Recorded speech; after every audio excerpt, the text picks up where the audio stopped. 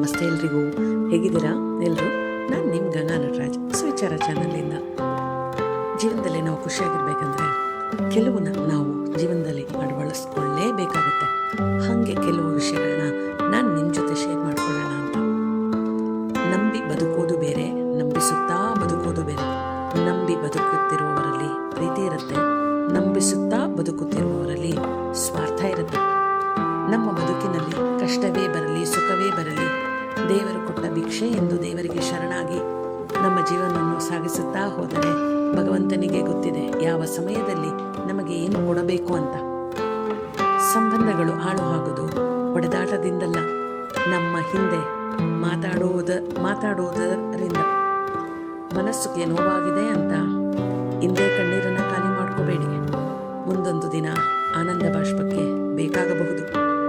ಸಮಯ ಇಲ್ಲ ಅಂತ ನಮ್ಮ ಸಂಬಂಧಿಕರು ಸ್ನೇಹಿತರನ್ನು ಇಂದು ನಾವು ಮರೆತರೆ ನಮಗೆ ಅವರ ಅವಶ್ಯಕತೆ ಇದ್ದಾಗ ಅವರಿಗೆ ನಮಗೆ ಕೊಡಲು ಸಮಯ ಇರೋದಿಲ್ಲ. ಮನಸ್ಸು ಖಾಲಿ ಎನಿಸಿದಾಗ ನೆನಪುಗಳು ತುಂಬಿ ಬರುತ್ತೆ. ಹೃದಯ ಖಾಲಿಯಾಗಿದೆ ಅನ್ಸಿದ್ರೆ ಕಣ್ಣೀರು ತುಂಬಿ ಬರುತ್ತೆ. ಎಲ್ಲರನ್ನೂ ನಂಬಕ್ಕೆ ಹೋಗಬಾರ್ದು.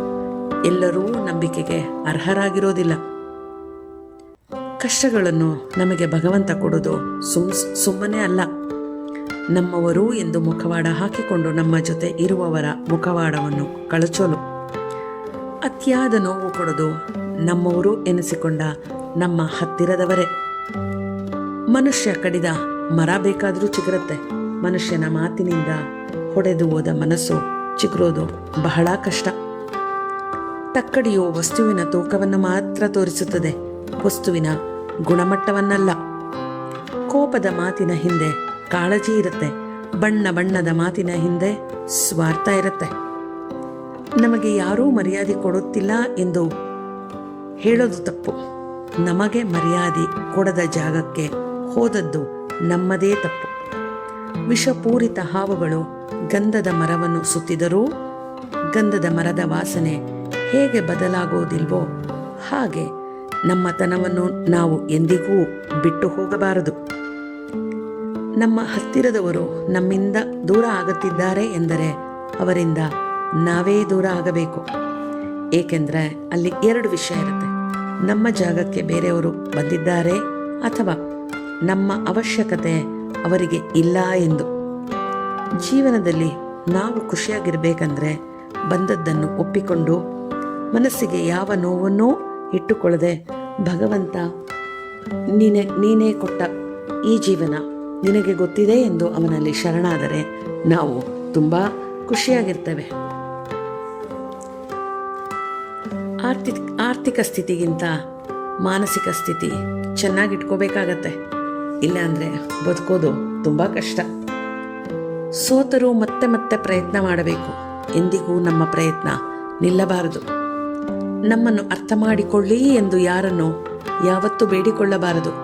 ಅವರಿಗೆ ನಮ್ಮ ಅವಶ್ಯಕತೆ ಇದ್ದರೆ ಅವರೇ ಖಂಡಿತ ನಮ್ಮನ್ನು ಅರ್ಥ ಮಾಡಿಕೊಳ್ಳುತ್ತಾರೆ. ಮೊದಲು ನಮ್ಮ ಮೇಲೆ ನಮಗೆ ನಂಬಿಕೆ, ಪ್ರೀತಿ, ಗೌರವ ಇರಬೇಕು. ಆಗ ಮಾತ್ರ ಬೇರೆಯವರು ನಮಗೆ ಪ್ರೀತಿ, ಗೌರವ, ನಂಬಿಕೆ ಕೊಡುತ್ತಾರೆ. ಮನಸ್ಸಿಗೆ ನೋವಾದಾಗ ಅಳಬೇಕು.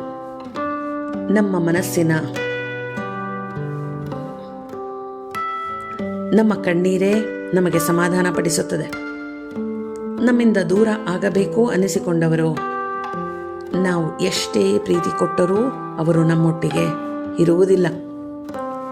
ಯಾರೂ ತುಂಬ ಸಂತೋಷವಾಗಿ ಇರುವುದಿಲ್ಲ. ಪ್ರತಿಯೊಬ್ಬರ ಮನೆಯಲ್ಲೂ ಒಂದೊಂದು ಸಮಸ್ಯೆ ಇದ್ದೇ ಇರುತ್ತದೆ. ಅದು ನಮ್ಮ ಮನೆಯೂ ಹೊರತಲ್ಲ. ಆದರೆ ನಾವು ಬೇರೆಯವರ ಬಗ್ಗೆ ಮಾತಾಡೋದನ್ನು ಬಿಡೋದೇ ಇಲ್ಲ.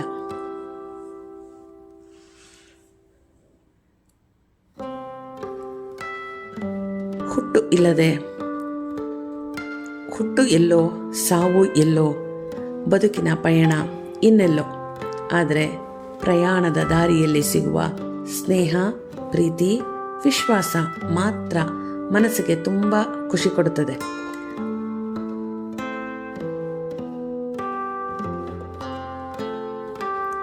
ನಾವು ಬೆಳೆಯಬೇಕು ಎನ್ನುವ ಹಠ ನಮಗೆ ಇರಬೇಕು. ಆಗ ಮಾತ್ರ ನಾವು ಬೆಳೆಯಲು ಸಾಧ್ಯ. ಅಕ್ಕಿ ಇಲ್ಲದ ಗೂಡು, ಪ್ರೀತಿ ಇಲ್ಲದ ಹೃದಯ, ಆಸೆ ಇಲ್ಲದ ಜೀವ, ಕನಸೇ ಇಲ್ಲದ ಜೀವ. ಸ್ನೇಹಿತರಿಲ್ಲದ ಈ ಜಗತ್ತು ಉಸಿರಿಲ್ಲದ ಜೀವದಂತೆ.